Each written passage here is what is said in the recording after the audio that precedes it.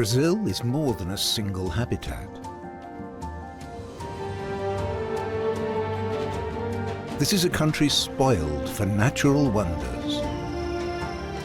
And some of its greatest diversity is found in the Pantanal, the world's biggest continental wetlands. But what created this spectacular region? The answers will surprise you.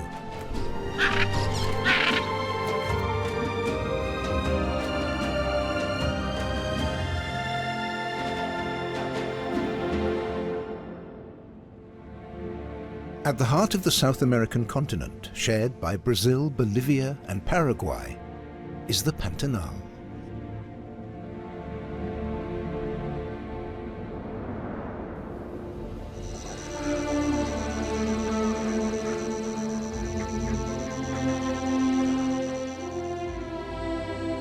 Pantanal is the Portuguese word for swamp. It's a world of water, untouched for millions of years.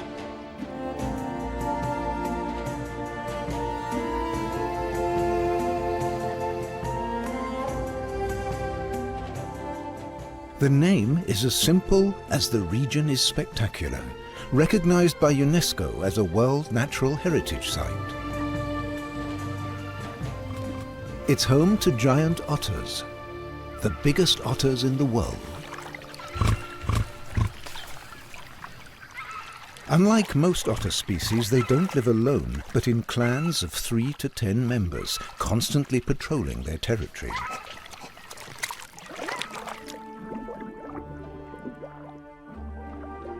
From their heads to the tips of their tails, these agile swimmers reach a length of 2 meters.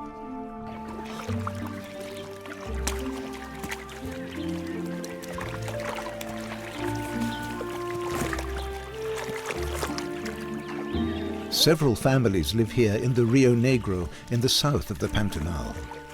The more members a clan has, the more powerful it is, and the bigger the territory it rules.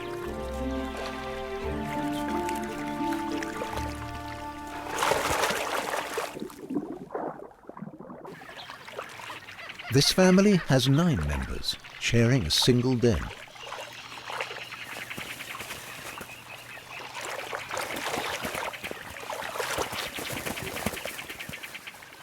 Giant otters dig their den high on the riverbank to be safe from floodwaters.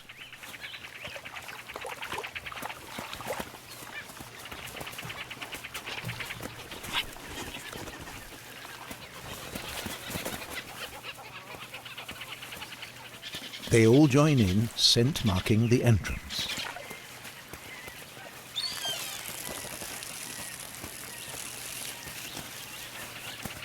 A big clan has a sharper scent. That means a clearer warning. So everyone contributes to the defense of the den.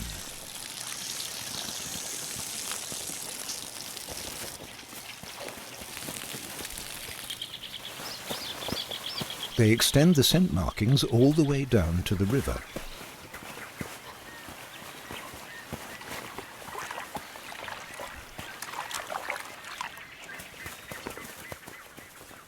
But why?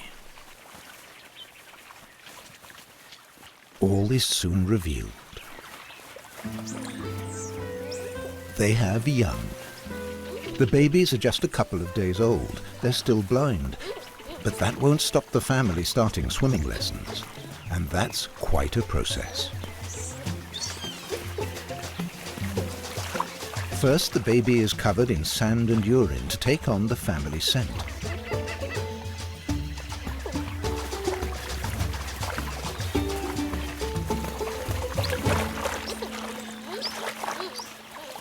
They will never leave the baby on its own.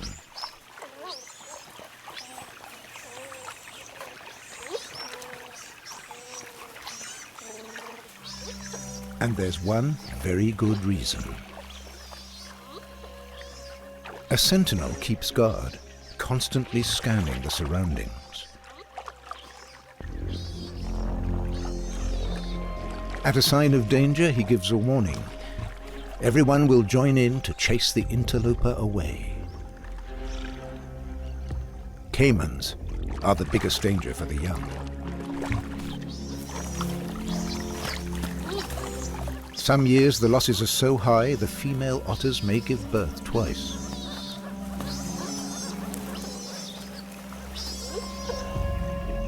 It's not the caiman's day.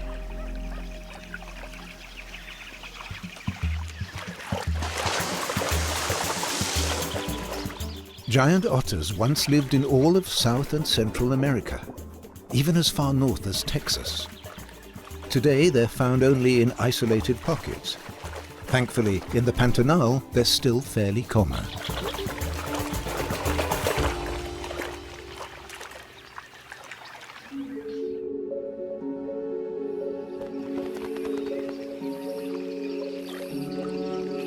Tonight, the otters will be safe in their den.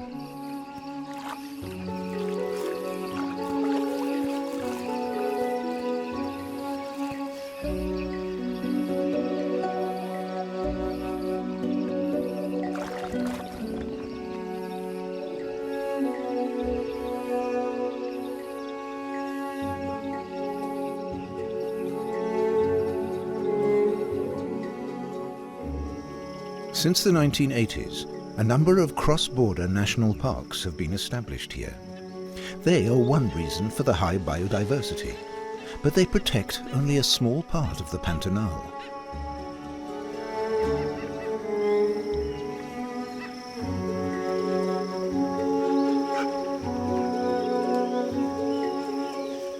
One thing is sure, it doesn't do to be scared of water here.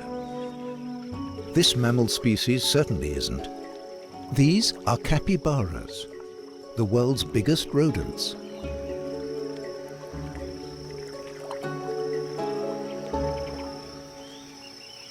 As they make their way across the river, this group is vulnerable.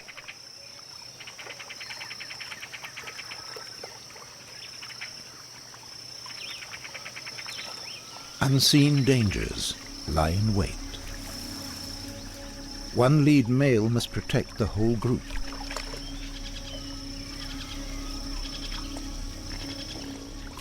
Young and old alike.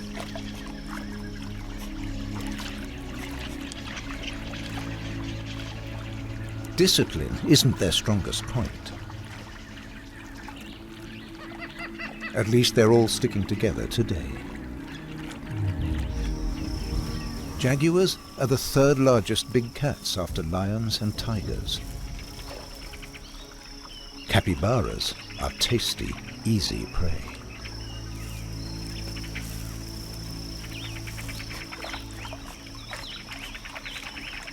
The lead rodent is nervous for his group.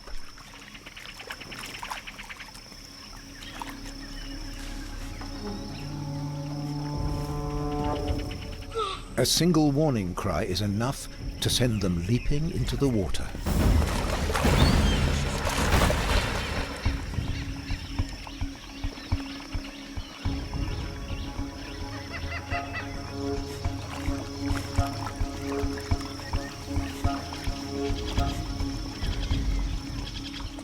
But the jaguar may be on a different hunt this morning.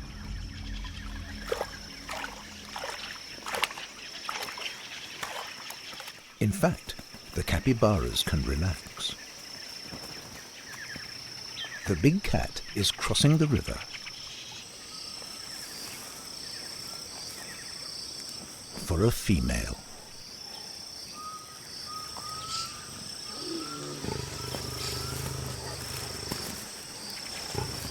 Jaguars are loners, but females' smaller territories overlap with the males. A male will always follow a receptive female. They'll spend a few weeks hunting and eating in tandem.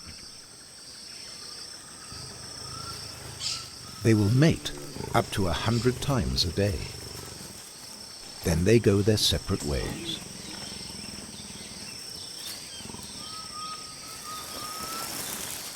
Jaguars have been well protected, and they're no longer unusual here. The story of the Pantanal's creation is just as fascinating as its wildlife.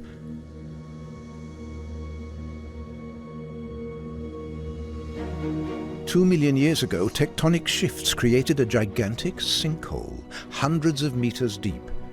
At its center, a basin almost perfectly circular that rivers began to fill.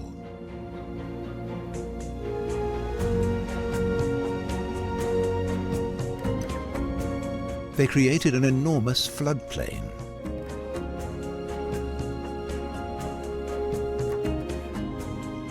Surrounded by imposing heights, the Pantanal covers an area as big as Great Britain.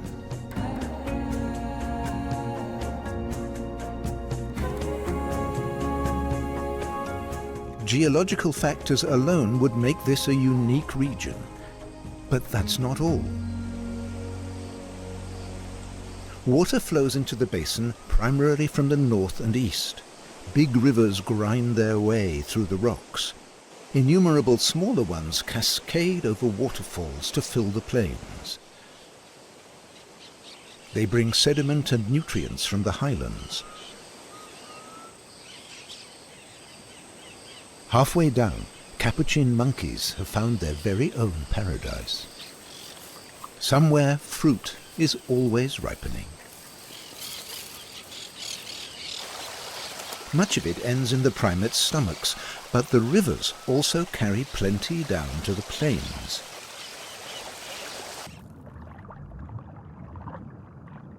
Unless, of course, it's intercepted by the bracons. These 40-centimeter omnivores are just one of hundreds of fish species here.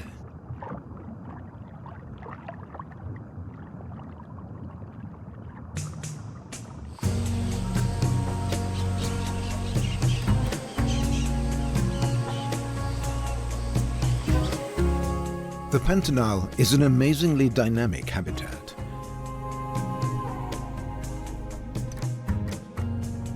In the rainy season from November to March, the water level rises by up to 7 meters. Only the highest land stays dry.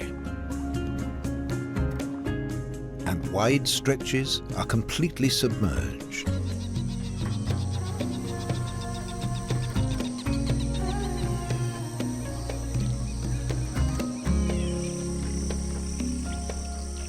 The jacana is one of more than 400 bird species here.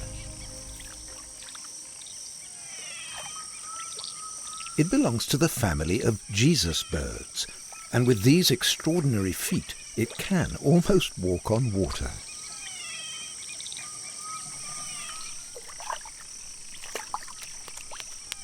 There are enough amphibians and aquatic insects for all the birds to eat, even for the big ones. The jabiru stork is South America's biggest flying bird after the condor. It has a wingspan of 2.5 meters. And it can weigh up to 9 kilograms. Jacana couples have precisely defined territories.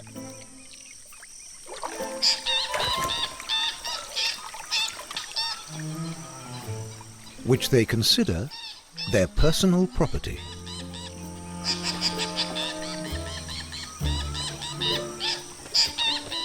Whoever the interloper, they'll defend their patch, even against the world's biggest stork.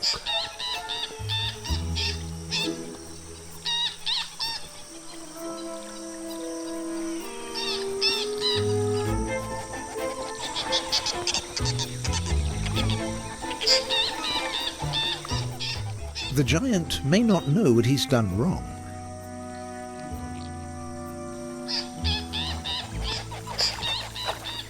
But he won't argue the point. The old story. David defeats Goliath.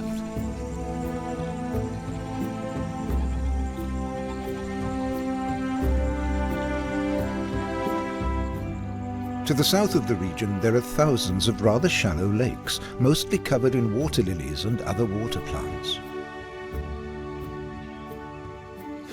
These are ideal conditions for capybaras. They'll eat greens on land, but they definitely prefer floating varieties.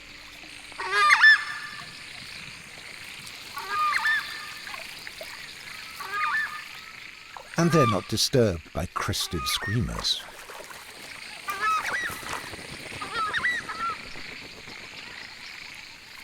The marsh deer can't quite ignore them. South America's biggest deer are also partial to water plants, so 3/4 of the world population live here in the Pantanal.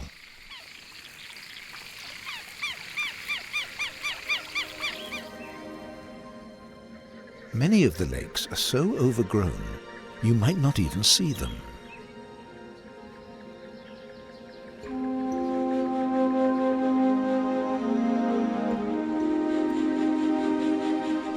And yet, nearby, there are bodies of water in which no plants grow.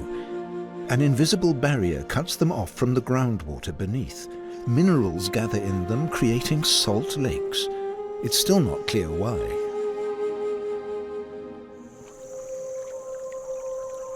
The process of salination was so slow that most animals, like the caiman, could adapt to it. Close relatives of alligators, they're found only in South America.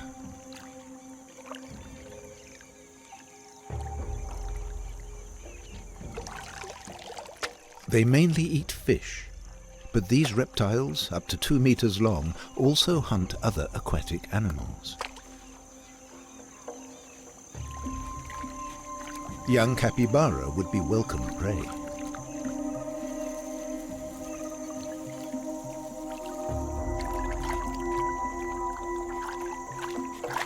First, though, the caiman must get past the pack leader without being spotted.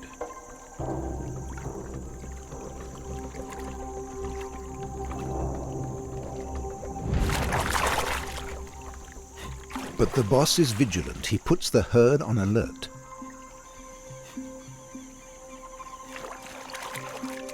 Adults form a protective circle around the young.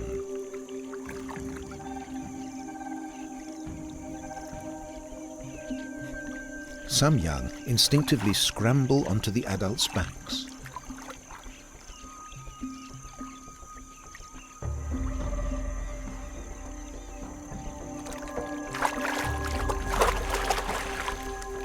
Without the element of surprise, no point in continuing. It would be wasted energy.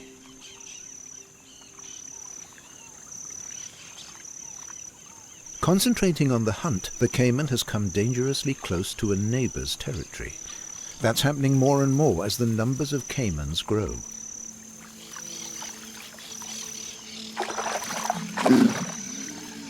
It's hard to believe that 50 years ago caimans were almost extinct here. The unsuccessful hunter now shows his defiance.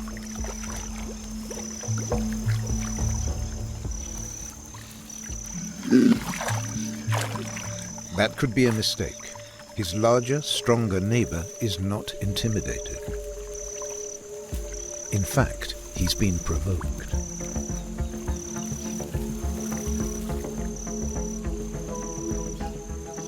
This has to end in a fight.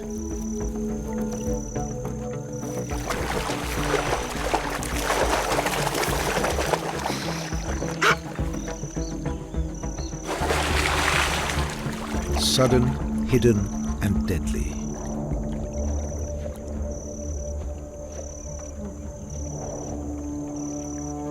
The intruder's fate is sealed.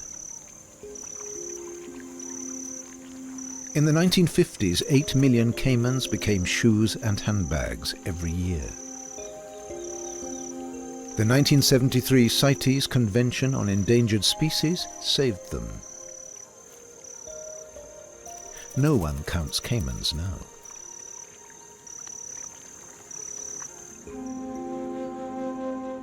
Though it's not far from the Amazon, the Pantanal looks completely different. Repeated flooding means that trees only grow on higher ground. The land between is open like the pampa. The result is a mosaic of different habitats. But that's not enough to explain the species diversity.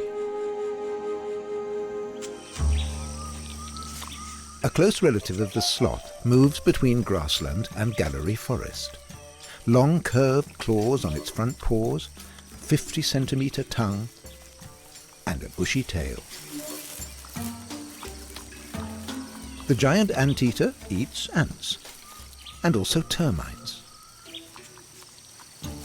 His prey try to fend him off by biting at his long nose.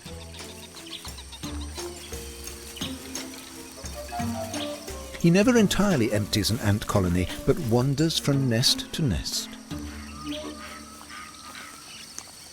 These typical termite mounds aren't found everywhere. They can't be built on the soft sand of a swamp.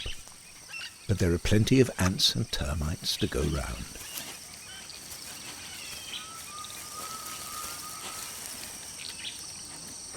Measuring in at 2 meters, anteaters are loners.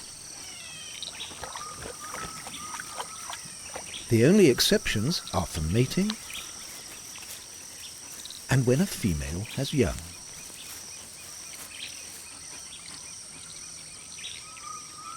The mother carries her offspring piggyback for 9 months. It's the best way to keep it safe. Giant anteaters eat up to 30,000 insects a day. Their sticky tongues pick up a lot of sand on the way. That may leave just 200 grams of usable food. Not a lot for such a big animal.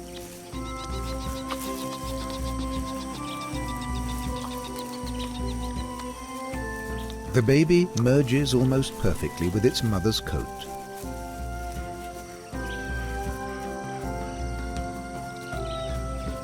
The female patrols her territory every day, always on the lookout for food.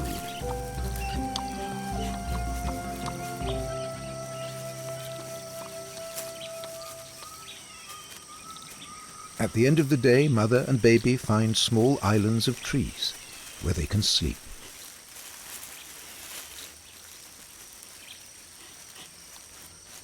They won't be sharing.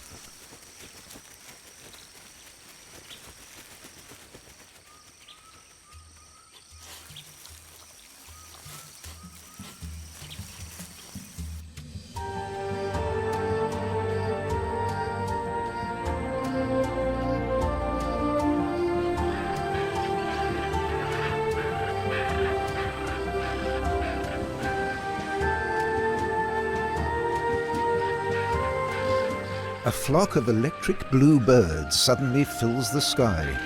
These are the world's biggest parrots, another Pantanal superlative. Hyacinth macaws.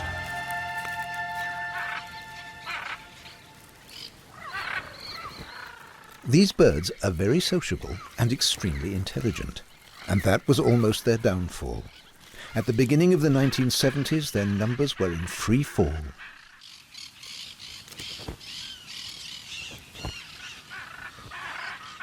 They were captured by animal dealers, and their habitats faced destruction. Then came salvation, at least here in the Pantanal. The fruit of the aquari palm is hyacinth macaw's favourite food. Conservationists working with locals planted aquari trees to help the macaws.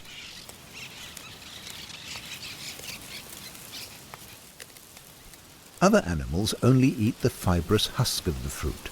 Macaws can reach the nutritious kernel, thanks to their powerful beaks.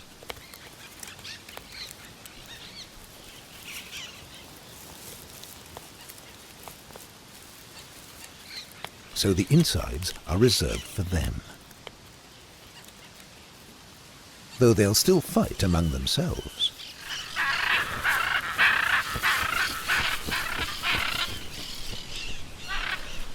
But these palm trees are no good for their young. Macaws bring up their offspring in tree holes. The trees need a strong trunk and soft wood. The perfect candidate is the mandovee tree.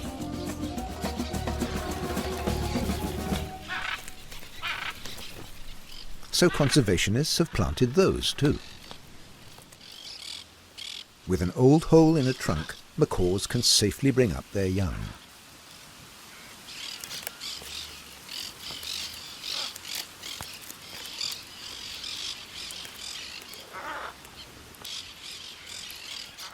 The only problem is there are relatively few holes with enough space to raise macaws in. The birds grow to 1 metre in length. A couple that secures a hole guards it through the year.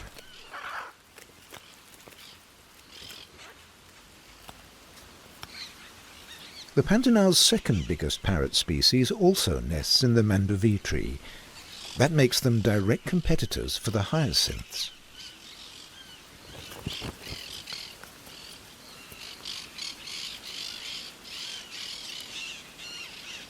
Today, with so many more macaws, suitable holes are in short supply, especially since they all prefer fully decorated and furnished apartments to a new build.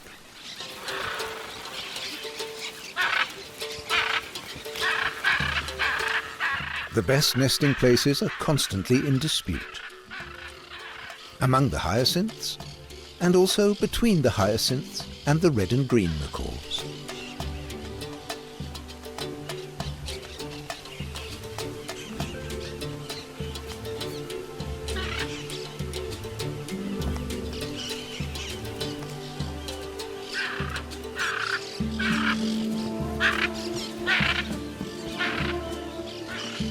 The bigger bluebirds usually win out.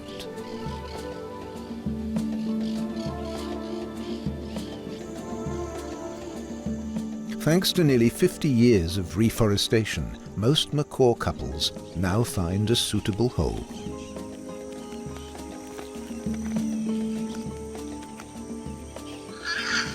Hyacinth macaws are recovering.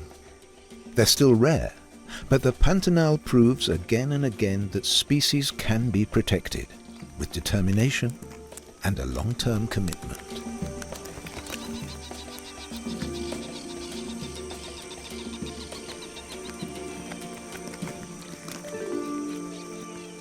Raising the brood begins in September. Some take the preparations very seriously, others less so.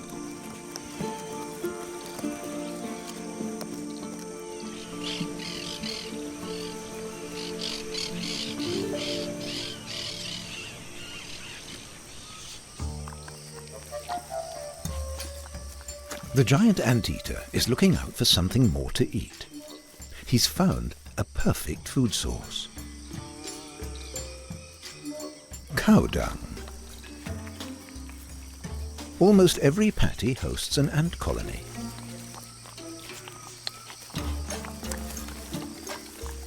But what are cows doing here?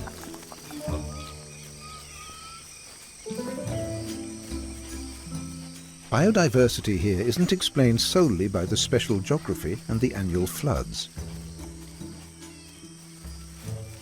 It's also the result of a centuries-old cooperation between humans and nature.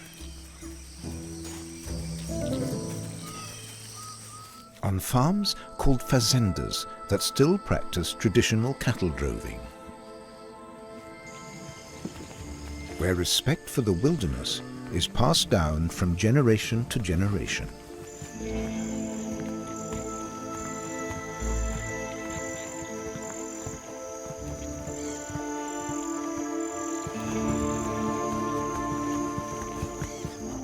At high water, all the animals gather on higher ground. As the water recedes, the herds return to the remote, low-lying parts of the fazendas.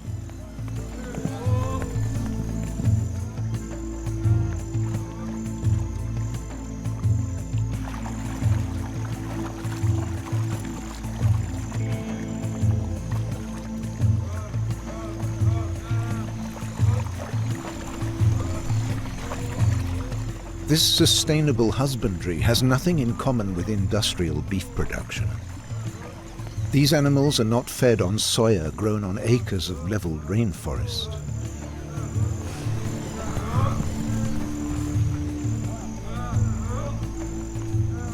And overgrazing is unknown here. Relatively few animals live off vast expanses of territory.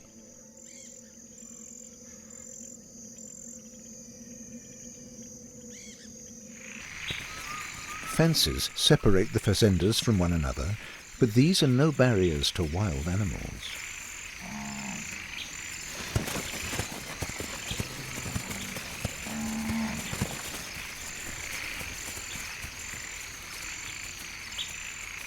nandus in peaceful coexistence with cattle. The fazendas are not on the edge of the wilderness, but right in the middle, humans and wild animals as close neighbors.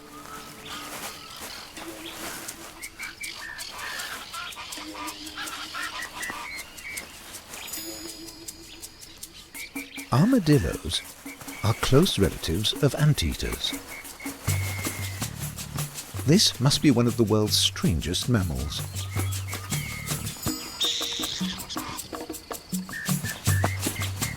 Four species live here.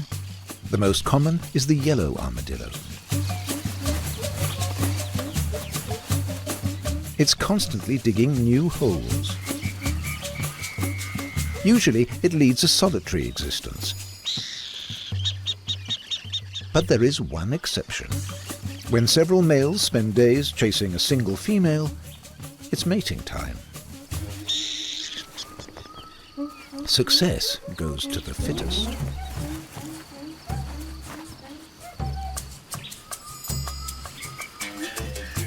But it's not over till it's over. The others aren't going to give up.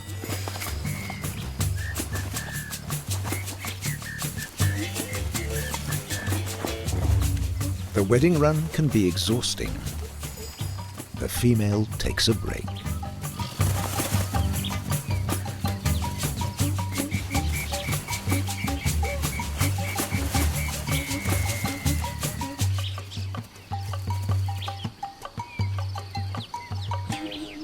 The many deserted armadillo holes soon find new tenants.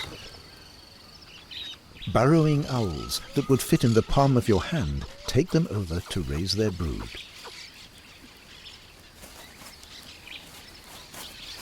The soft alluvial sand is very unstable.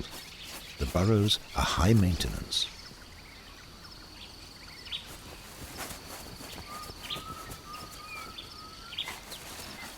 Life gets quieter for the armadillos as the owls come into mating season.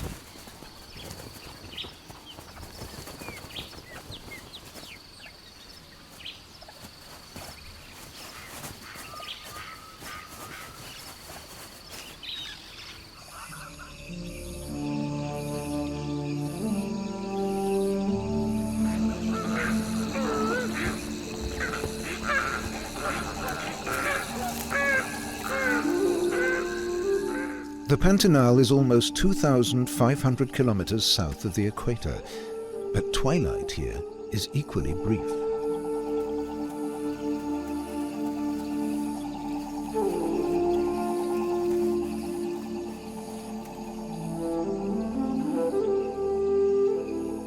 Land and water become pleasantly cool.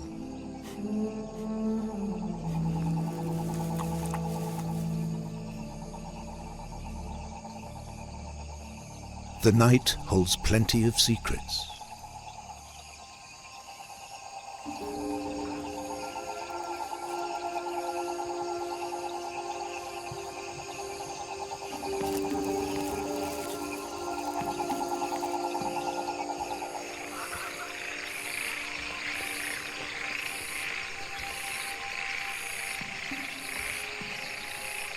Young caimans go out hunting for the first time. They don't need training. Their jaws snap shut on the tiniest movement.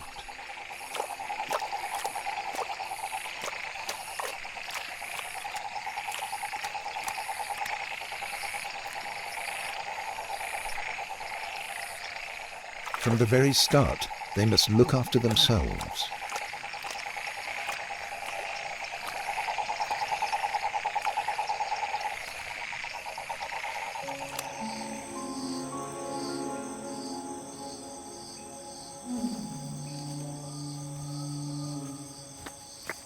Big mammals are active too. Peccaries, South American wild pigs, and pampas deer. They haven't gone unnoticed.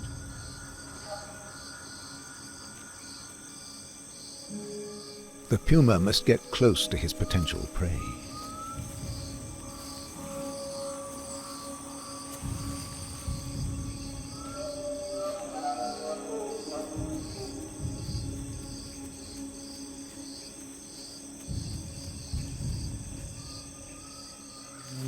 There's plenty of choice. A second's inattentiveness will seal their fate.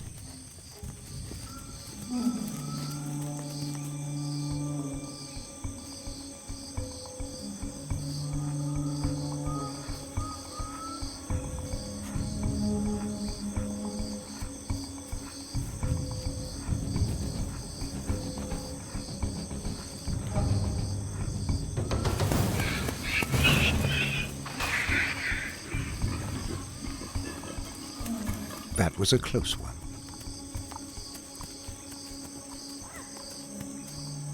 It won't be tonight's last attack.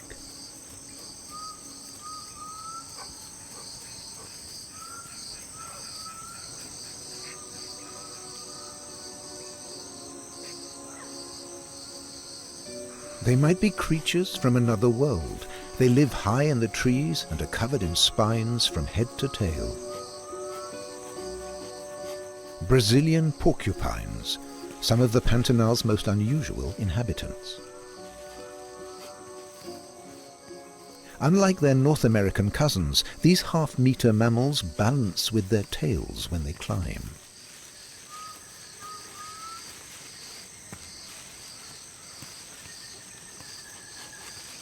These rodents don't jump from tree to tree, but cross by bending the branches.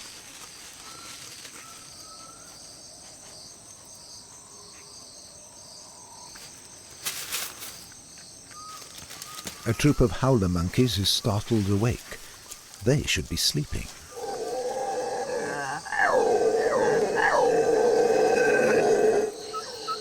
The southern tamandua is naturally nocturnal, wandering through the woods looking for food.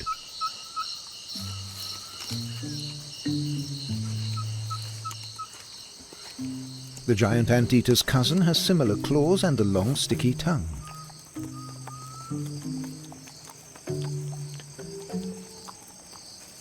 Unlike its lanky relative, it's a skilled tree climber.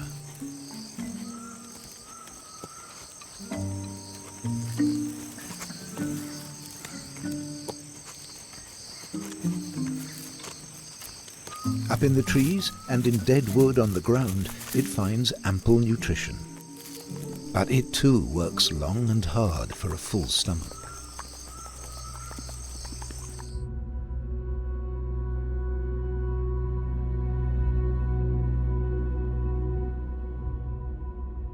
Not far away, a calf has been torn apart. The work of a puma. It gripped its victim's head until the animal suffocated. A small spotted cat appears. Not an ocelot, but a very young puma.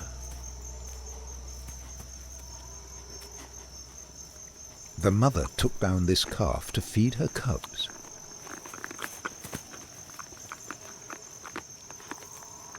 And the young puma has company. Its sibling isn't sure about coming down from the tree. Its mother encourages it with a low whistle.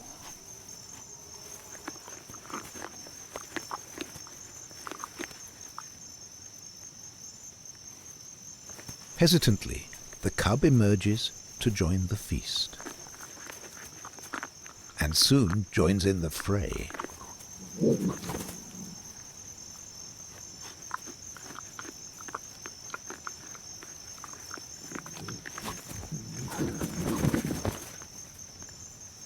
The twins are about 4 months old and still depend entirely on their mother.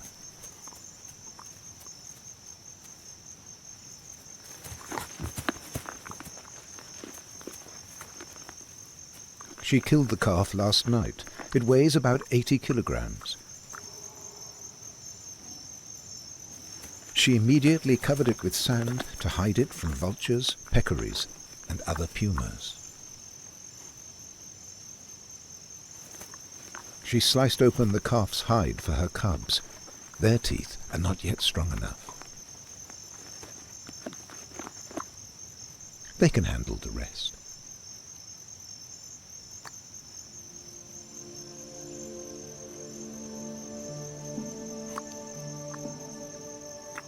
For the tamandua, the night is coming to an end. It'll sleep through the heat of the day.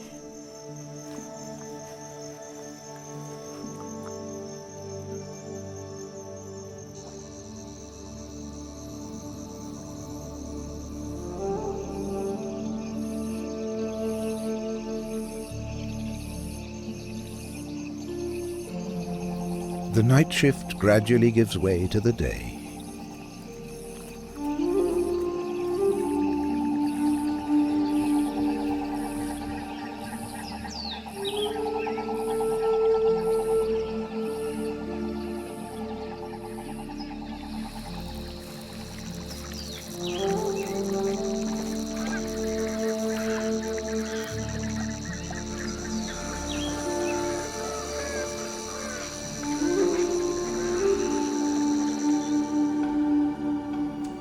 Through 8 long months, scarcely a drop of rain falls on the Pantanal.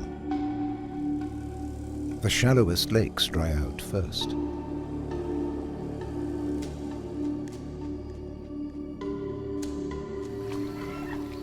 Between April and October, water levels drop meter by meter. As the waters evaporate, life gets harder in the shrinking rivers and lakes.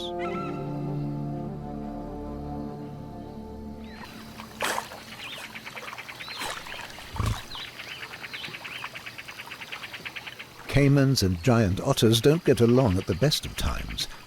They're competing for the same prey. Agile mammals and apparently sluggish reptiles keep a beady eye on each other.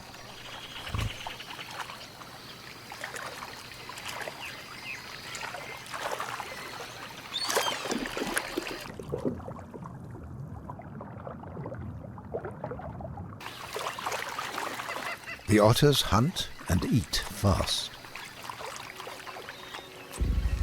But now the caimans are ready to intervene.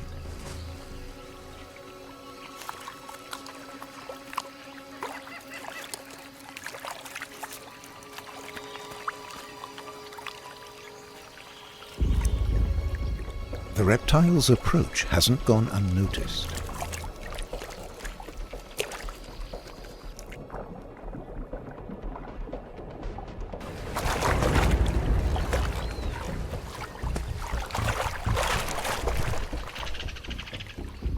The caimans press forward their attack.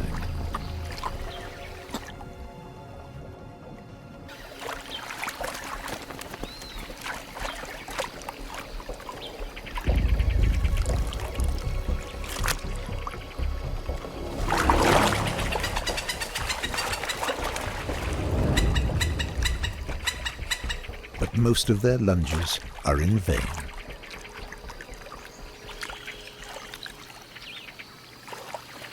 In the Rio Negro, water levels are still dropping.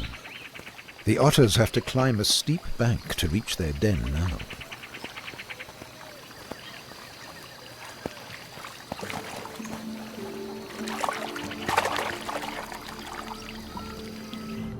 For the fish, it's worse.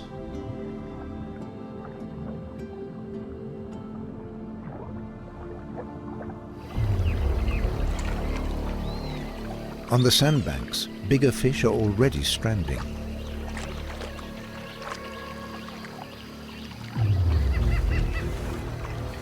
It's an open and shut case.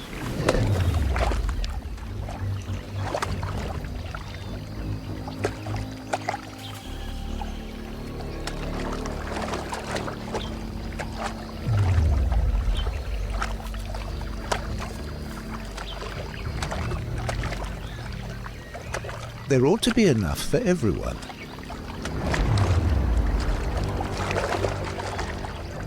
But stealing is so much fun.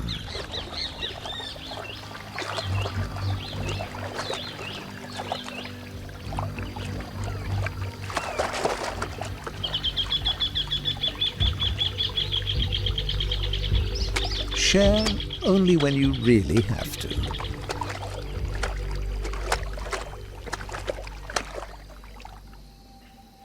The cycle of water and drought gives the Pantanal its annual rhythm.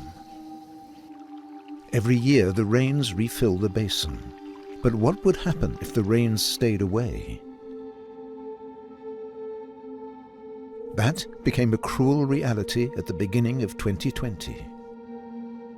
In the west of the region, in the Serra do Amolá, several fires broke out as the waters reached their highest point.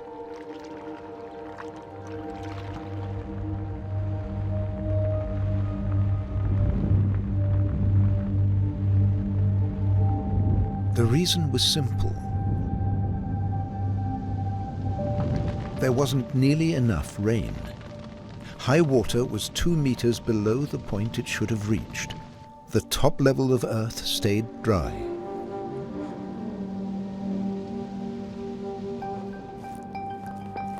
A dropped cigarette, cinders from a riverbank campfire, enough to trigger a disaster. Some fires were started on purpose to clear forests for grazing, a service supplied by the ready-to-use charcoal industry. Wilderness transformed into mechanized cattle farms. This destructive activity has ruined large parts of the Pantanal.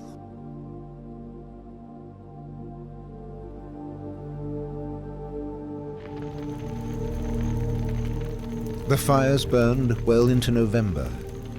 3,000 fires ravaged nearly a third of the Pantanal. It was an unprecedented tragedy for flora, fauna, and for people. Experts worried that there could be 30% less rain in future years.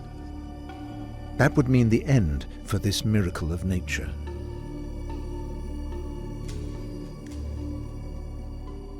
It's a long time since so many lakes dried out, the direct result of the drought.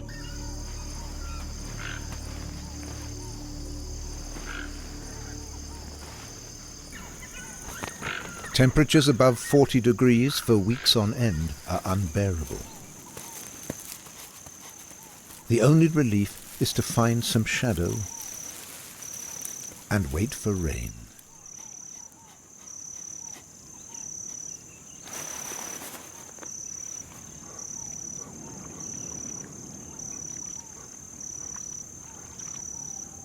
And finally,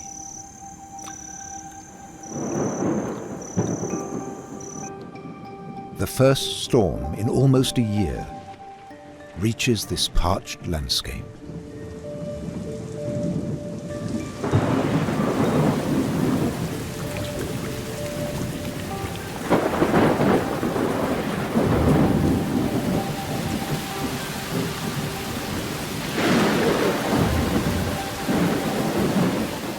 The downpour at last extinguishes the flames.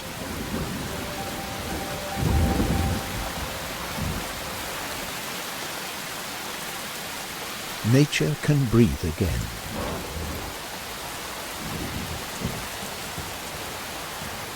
It was worst for those animals that depend on water. But these rains are still not enough. Only a long and intense rainy season will protect this region from another catastrophe.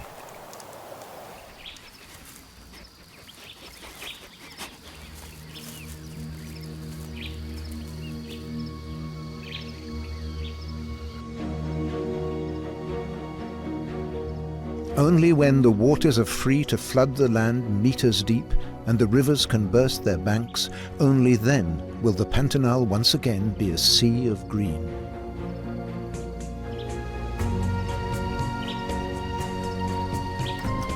Then the wounds the fires left behind can heal. The greatest wetlands on the globe will reawaken to new life. Few places in the world are so colourful and so rich in wildlife.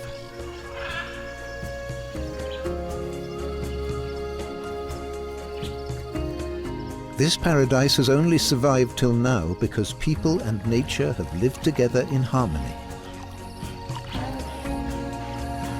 That is the secret of this watery world, and that is its hope for the future.